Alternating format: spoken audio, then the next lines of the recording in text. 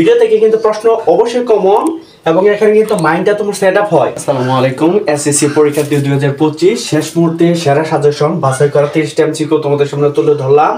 এখান থেকে ইনশাআল্লাহ প্রশ্ন পরীক্ষাতে আসবে।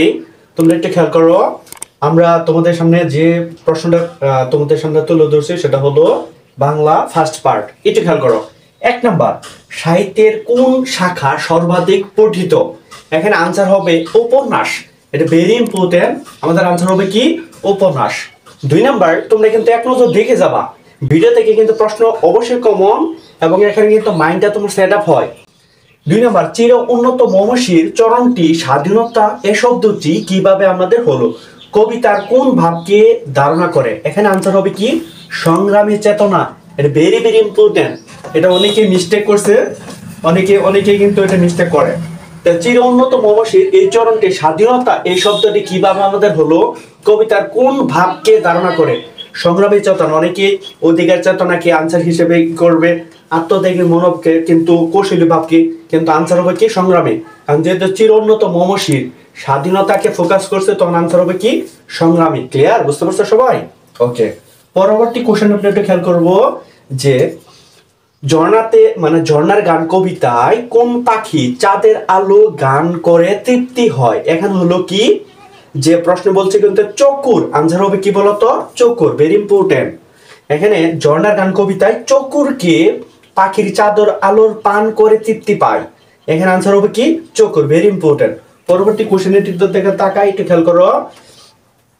পরবর্তী কোশ্চেনের দিকে তাকালে আমরা দেখতে পাবো যে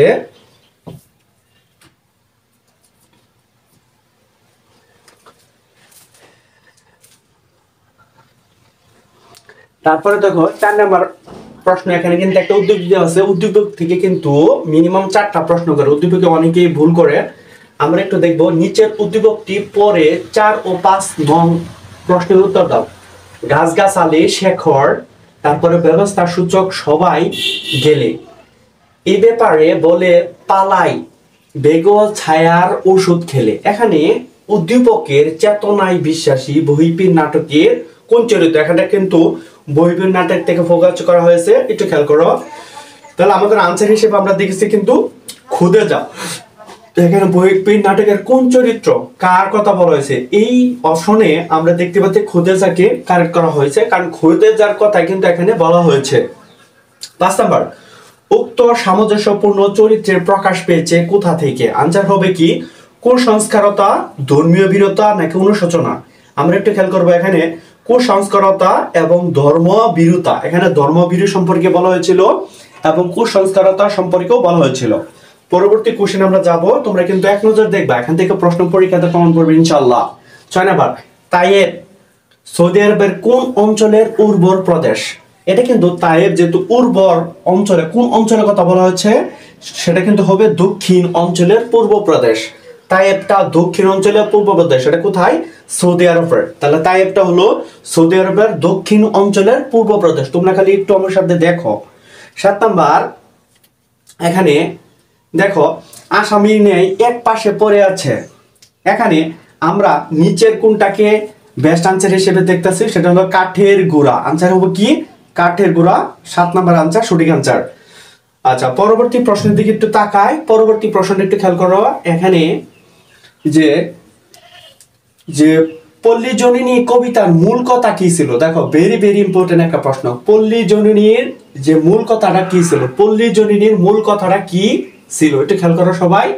যে এখানে আমরা একটু দেখতে পাচ্ছি যে পল্লী জননীর যে প্রশ্নটা সেটা হবে অবতারের অনিবার্য আকর্ষণ। এখানে আমরা 8 নম্বর আনসার হিসেবে দেখতে পাচ্ছি অবতারণের অনিবার্য আকর্ষণ। 9 নম্বর, প্রবাস বন্ধু গল্পে লেখকের অধিক সুখে পাতর হওয়ার কারণটা কি? এটি খেয়াল করো। এখানে বাবারের মানে কি? এখানে আদিক্যা কি বলছে? এখানে আমাদের পিডিএফটা একটু অগোছল তো, মানে একটু অপরিষ্কার, তাই একটু তোমরা একটু দেখে নিবা যে এখানে কি খাবারের অধিকার বা খাবারের হাকিকা, মানে এই জিনিসটা বোঝানো হয়েছে। প্রবাস বন্ধু গল্পে লেখকের অধিক সুখে পাতর হওয়ার কারণটা কি বলছে? এখানে খাবারের আদিকা। পরে 10 নাম্বার একটা উদ্দীপিত প্রশ্ন আসছে। 10 এবং 11 প্রশ্ন উত্তর দাও। তুমি সুন্দর তাই চেয়ে থাকি প্রিয়, সে কি মূল অপরাধ? আচ্ছা, এখানে উদ্দীপকের ভাবার্থ থেকে প্রশ্ন আসলে কিন্তু অনেকে এটা পারে না। তাহলে ভাবার্থ নিমগাছ গল্পের কোন চরিত্রে প্রকাশ পেয়েছে? ভাবার্থ নিমগাছ গল্পের কবি চরিত্রে প্রকাশ পেয়েছে। কবি কিন্তু এখানে তার ভাব দিক থেকে প্রকাশ পেয়েছে। উক্ত সাদৃশ্যের কারণটা কি? উক্ত সাদৃশ্য, দেখো তুমি সুন্দর তাই চেয়ে থাকি প্রিয়, সে কি মোর অপরাধ। উক্ত সাদৃশ্যের কারণটা হলো রূপের প্রশংসা। ওই যে চেয়ে থাকে, কিসের দিকে চেয়ে থাকে? চেহারার দিকে চেয়ে থাকে, তার লাবণ্যতার দিকে চেয়ে থাকে, তখন আনসার হবে কি? রূপের প্রশংসা। পরে দেখো, বোয়া আজ অর্ঘ ভগাড়ে গিয়ে এখানে মোল্লার কোন মনোভাব প্রকাশ পেয়েছে?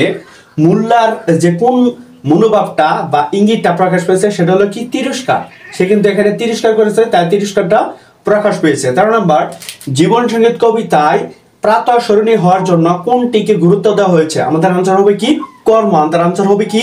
কর্ম। কারণ জীবন সঙ্গীত কবিতায় প্রাতঃস্মরণীয় হওয়ার জন্য অবশ্যই কর্মকে এখানে গুরুত্ব দেওয়া হয়েছে জীবন সঙ্গীত। 14 নম্বর, বুদার মগজে ভরে কি খেলে? বুদার মগজ ভরে কি খেলে? সেটা হবে কি? বাতাস। সে কিন্তু বাতাস কিন্তু ফুল পেট খেয়েছিল, বাতাস। তখন আমাদের আনসার হবে বাতাস। এইভাবে কিন্তু আমরা প্রত্যেকটা কোশ্চেন সলভ করতে পারবো, আর এখান থেকে কিন্তু প্রশ্ন ইনশাআল্লাহ কমন পড়বে।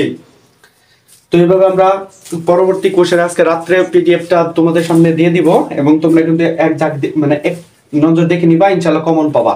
আজকে পর্যন্ত অল দ্য বেস্ট। আগামীকাল পরীক্ষা যেন ভালো হয় সে প্রত্যাশায় আমি তোমাদের সামনে থেকে বিদায় নিচ্ছি। আসসালামু আলাইকুম ওয়া রাহমাতুল্লাহি ওয়া বারাকাতুহু।